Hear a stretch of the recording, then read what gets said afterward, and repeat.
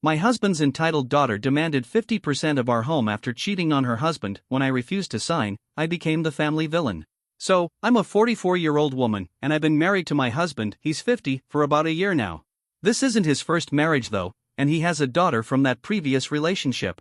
Her name's Katie, and she's 26. My husband ended up raising Katie all on his own because her mother passed away not long after giving birth. She had some serious health conditions that got worse during the pregnancy, and sadly, she didn't make it.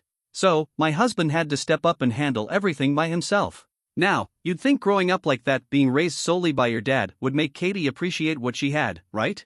But nope, that's not how it went. Instead, she turned into this unbelievably selfish, entitled brat that nobody could stand to be around. My husband honestly did the best he could trying to raise her right. But the big problem? Katie had backup, his mother, Pamela. My mother-in-law played a major role in raising her and absolutely spoiled her rotten. Pamela fit the classic overbearing grandma mold to a T. She'd give Katie anything and everything she wanted, without thinking for a second if it was actually good for her. To be real with you, I think Pamela is the reason Katie turned out the way she did. She babied that girl so much that she never had to grow up or face any real consequences. Katie walks around like she knows it all, when in reality, she has no clue about how life actually works. I gave it an honest try, I really did. I tried to like Katie. But from the beginning, she made it nearly impossible for us to get along. She decided right away that her dad deserved someone better than me. So when he brought me home for the first time to introduce me to the family, she was cold and dismissive. Pamela wasn't any friendlier either. That was almost 3 years ago, and believe me, not much has changed since. They've never come out and said anything nasty to my face, but it's not like they've been subtle either. Their body language, the way they act when I'm around, it all pretty much spells out that they don't like me. And honestly, I don't care all that much whether people like me or not. I started out being kind, reaching out, trying to build a connection. But when I saw that all my efforts were going to waste, I stopped bothering. I did the same with Pamela. I tried to treat her with respect, but it became clear she was never going to accept me. In her eyes, her son deserved someone better. And maybe he does, who knows? I'm not out here claiming to be perfect. But let's be real, any woman who came into this situation would probably run for the hills after dealing with their toxic attitudes. Still, despite all of that, I'm the one he chose. We love each other, and at the very least, the decent thing they could do is respect that. But even that seems to be asking too much. About a year ago, when we shared the news of our engagement, Katie and Pamela absolutely lost it.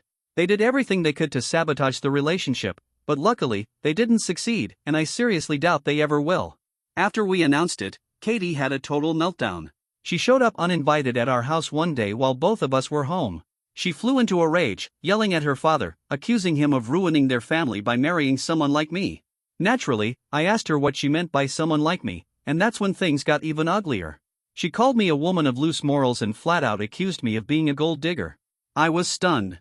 That couldn't be further from the truth. Before I met my husband, I was financially stable.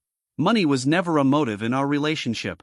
But I guess because I don't have some flashy corporate job, she assumed I must be broke. For context, I'm a self-employed artist. I take commissions, and I've been working since I finished college. It wasn't easy in the beginning, sure, but over time I found my niche.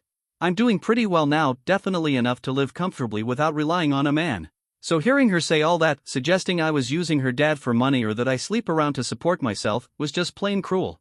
I was furious and told my husband I couldn't keep a relationship with Katie after that. Thankfully, he agreed. He said she'd crossed the line. It was one thing to dislike me, but accusing me of being some kind of manipulative user? That was unforgivable. From that day on, he cut her off completely and went low contact with Pamela too. Now, I won't lie, part of me wanted him to go no contact with Pamela altogether. But she's getting up there in years, and I couldn't, in good conscience, demand that he completely cut off his elderly mother. So, about a week after our engagement, Katie was officially out of our lives. My husband still visited Pamela now and then, but only by himself. I made it clear I didn't want to see her, and since they made it obvious they didn't want me around either, I figured I was just doing everyone a favor. Neither one of them got an invitation to our wedding. We weren't even speaking to Katie by then, and Pamela had already made it known she wouldn't come to the ceremony if her granddaughter wasn't welcome. That settled that. I was totally fine with it. My husband seemed a little down about it at first, but he got over it eventually. Then, about 2 months after our wedding, we started hearing from some mutual acquaintances that Katie had actually gotten married too quietly, a couple of months before we tied the knot. Apparently, she married her college boyfriend in secret and only told people about it after our wedding. We hadn't been invited, of course. It was a small thing with just a few close friends. That hit my husband hard. I mean, this was his only child, and she went off and got married without even telling him. She didn't even make an effort to reach out. That's what hurt him the most. I felt for him, really, I did. If I had been in his shoes, I think I would have been just as heartbroken. After the news came out, he actually reached out to her to offer his congratulations. But Katie never responded to that message my husband sent. He told me later that even though he was hurt, he truly hoped she'd be happy with the man she'd married. The only updates we ever got about her life came from other people. From what we heard, she and her husband had bought a house together and seemed to be doing well. My husband made it clear he planned to keep his distance, and honestly, I was on the same page. If Katie had reached out to us first, if she'd shown even a little humility, I might have been open to forgiving her. But she didn't. Then, about a week ago, I got a call from my mother-in-law Pamela. That's when I found out that Katie and her husband were getting a divorce. I was stunned. They hadn't even been married a full year.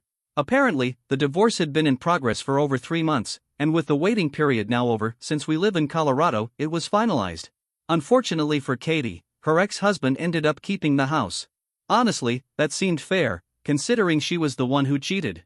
And get this, her defense was that it didn't count because it was only emotional cheating. She'd been messaging a coworker and admitted she had feelings for him, but insisted it shouldn't be held against her because she never acted on it physically. I'm not making that up, that's what she actually told us.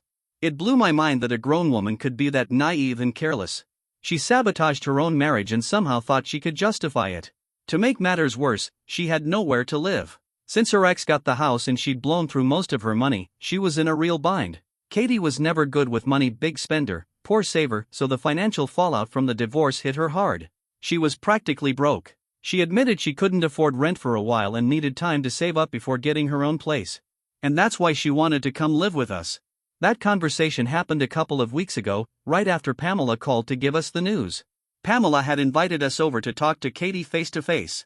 After moving out of the house she once shared with her husband, Katie had been staying with Pamela for a few days. But the long commute to her job was wearing her out. Our place was much closer to her workplace, so she figured this would be a good time to try and fix things with us and ask if she could move in. That day at Pamela's house, Katie sat us down and told us she was genuinely sorry for how she'd treated me. She admitted that she had a pretty big ego and couldn't handle the fact that I didn't bend over backwards to please her, like everyone else in her life always had. Growing up, both Pamela and my husband had done everything they could to make life easy for her. She never lacked a thing. They made the impossible happen just to keep her happy, and because of that, she developed some really warped expectations about life. Now that she was an adult, she was slowly realizing that the real world doesn't work like that. After going through the divorce, she said it finally hit her other people weren't going to be as forgiving or accommodating as her family. She said she was already feeling incredibly low. Despite everything, she still loved her ex and was heartbroken over losing him. She admitted that her own mistakes had led to the marriage falling apart, and she didn't want to lose her family on top of that. She asked us to give her one more chance, to prove that she could make things right. I'll be honest, I didn't know how to respond in that moment. She'd caught us completely off guard. So I told her I needed some time.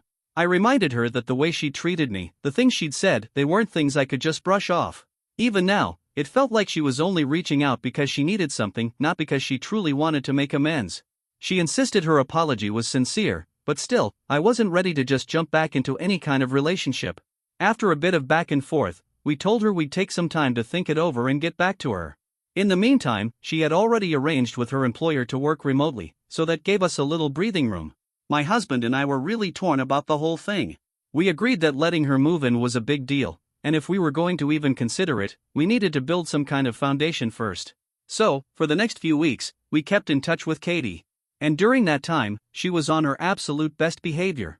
She went out of her way to be kind, respectful, even tried to make me laugh a few times. For a little while, I really started to believe that maybe she had changed. Then, after a couple of weeks, she asked me again if I was ready to let her move in.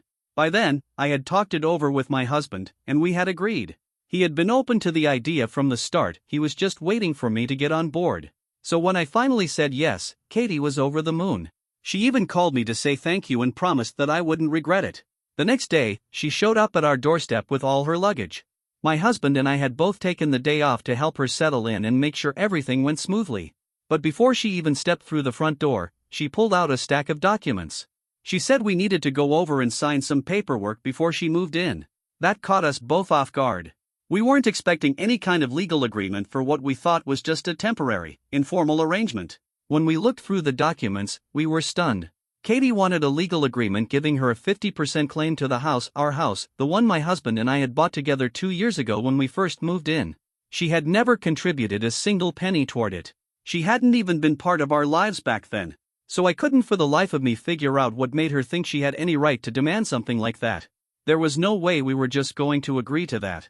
When I handed those documents back to Katie and asked what exactly she meant by all of this, she just shrugged and casually told me she'd had her lawyer draw up a little something because she didn't want to end up getting kicked out again like what happened with her ex-husband's house.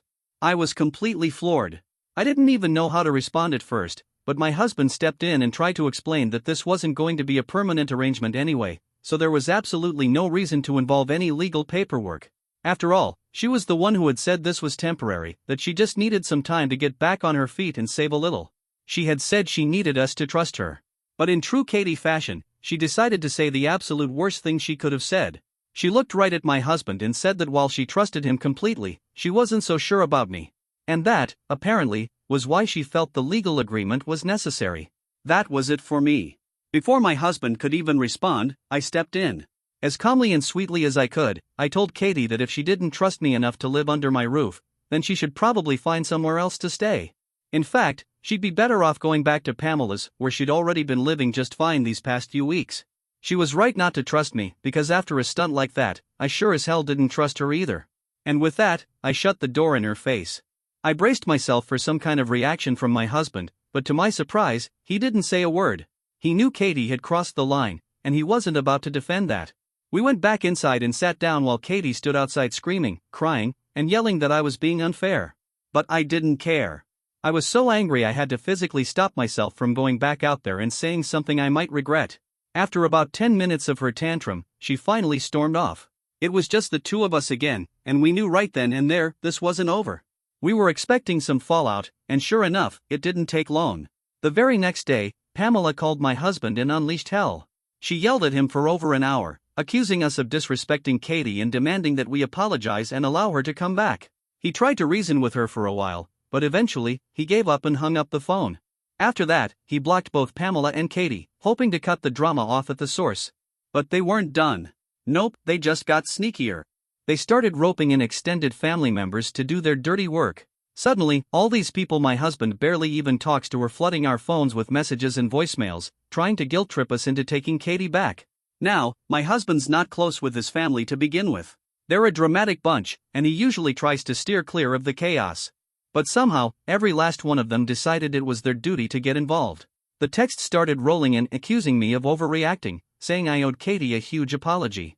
According to them, she was just a scared little girl who had been through a lot and didn't know who to trust anymore after her divorce.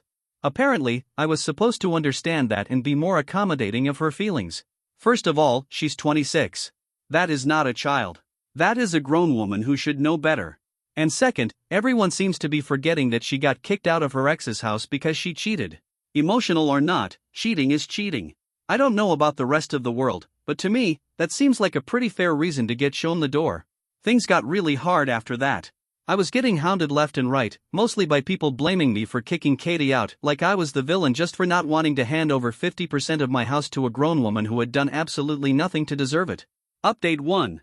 Hi again. First off, thank you to everyone who commented on my original post and reassured me that I am not the bad guy here. I already knew that deep down, but after all the nonsense from my husband's side of the family, it really helped to hear it from outsiders. Anyway, after all this blew up, my husband and I made a joint decision to block everyone who was harassing us. It wasn't easy, we had to go through a long list and clean house, so to speak. But yeah, you could call it a mass blocking. At this point, anyone trying to make us feel guilty or paint us as the villains is out of our lives. We can safely assume that Pamela and Katie are furious about being shut out, but since they can't contact us anymore, we'll never really know for sure. After posting my last update, my husband and I had a really deep heart-to-heart. He told me he knew Katie had always been spoiled and entitled, but now it had reached a point where even he couldn't tolerate her behavior anymore. He admitted he felt guilty for cutting her off, especially since she's his only child. But I reminded him that giving in to her demands would have just made him another version of Pamela, and he didn't want that. I told him the truth. He's actually doing the right thing by setting boundaries and trying to help her grow up. And I meant it. I don't have any kids of my own, but if I ever did, I'd want them to have a father like him. That seemed to give him a little peace of mind. Now, we're just hoping Katie takes the hint and makes some real changes in her life. Update 2. So, Katie showed up today. Thankfully, I wasn't home at the time. I had to spend most of the day at my studio finishing up a project, so I came home a little later than usual. When I pulled into the driveway, I saw Katie and Pamela walking to their car. And let me tell you, they did not look happy. They had already driven off by the time I got out of my car and stepped into the house. My husband was sitting on the couch, red-faced and clearly worked up. I didn't even have to ask, I knew right away there'd been a fight. His face only ever gets that flushed when he's yelling, and if he was yelling, then Pamela and Katie must have said something really awful. When I asked him what had happened, he told me they'd shown up unannounced, pretending they wanted to make peace. Apparently, they had used a different phone number to contact him at work, told him they were waiting outside our house, and asked if they could come in and talk. So, he rushed home, thinking they were finally ready to apologize, just like they'd said on the phone. But once they were inside, it didn't take long for the act to drop. Katie kicked things off by saying she was ready to forgive him, even though he hadn't even apologized. And then, just like that, she shifted the blame onto me. She said she was done putting up with me, that I was crossing boundaries I had no business crossing, and that, since I wasn't her real mother, I needed to back off. She told my husband he needed to put me in my place and admit that I was out of line for insulting her the day she showed up with those ridiculous legal papers. My husband told her, straight up, that I had every right to react the way I did. That's when she really lost it. She accused him of being spineless, said he was just scared of me and couldn't even stand up for his own daughter. She actually said she was ashamed to have a father like him. That turned the whole thing into a full-blown shouting match. He told her that she was the one in the wrong and didn't need anyone defending her. He reminded her that she already had Pamela in her corner, and no matter what Katie did or how bad it got, her grandmother would always take her side. And then, he said something I don't think he'd ever allowed himself to say out loud before. He told Katie that, frankly, he was more ashamed of her than she could ever be of him. He said she had become the kind of person he never imagined raising. At that point, both Pamela and Katie started crying. They insisted that I was the reason for all of it, that I had poisoned him against them, turned him cold, made him believe lies about his own family. They tried playing the emotional manipulation card, but my husband had seen that trick too many times. He didn't fall for it. He just sat there, silent and unmoved, while they wept in front of him. They kept it up for a good 15 minutes. Katie even called him heartless for not comforting them while they cried. She said she couldn't believe he'd just sit there like that. My husband finally looked up and told them he knew exactly what they were doing and that none of it was going to work this time. That made her angrier. She swore she was genuinely upset that her tears weren't a tactic and blamed him for everything again. She said he was the one who let me humiliate her, the one who let things fall apart. And then, of course, she played the mom card. She told him their late mother, his first wife, would be ashamed of him too, for turning on his daughter and treating his family this way. And that's what broke him. It triggered something deep inside. Years of holding back just exploded. He let it all out. He called Katie the worst kind of person and said that if her mother could see what she had become, she'd probably choose to stay buried. Said no one would want a daughter like that, not even her own mother. Now, I'll admit, that was harsh. But considering how long they'd been pushing him, cornering him, blaming him, trying to guilt him, I'm honestly surprised he didn't snap sooner. If it had been me, I would have lost it ages ago. So yeah, he finally broke. He yelled at Pamela too, told her she was the reason Katie turned out like this. And then he told her that now that she had the selfish, manipulative granddaughter she worked so hard to create, she could take full responsibility for her and leave him out of it. That was the last straw. The two of them stormed out, and he just sat there afterward, drained and fuming. I did my best to calm him down, and once we were both settled, we pulled out our nicest bottle of wine and toasted the fact that, for the first time ever, he had said exactly what needed to be said. No more tiptoeing around the truth. No more drama. And hopefully, no more Katie and Pamela in our lives. Honestly? That felt worth celebrating. Update 3. Hey everyone, it's been almost a year since I last posted here, and I can't believe how different life was back then. I randomly thought of this account a few days ago, and after some digging, I finally remembered the login info.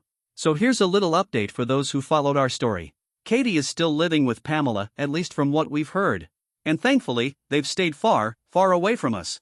After that massive fallout with my husband, they never reached out again, and honestly, I'm grateful. The months that followed were actually pretty peaceful. My husband and I got to enjoy some real quiet for a change. And then we decided to take a big step, one that made a huge difference in our lives.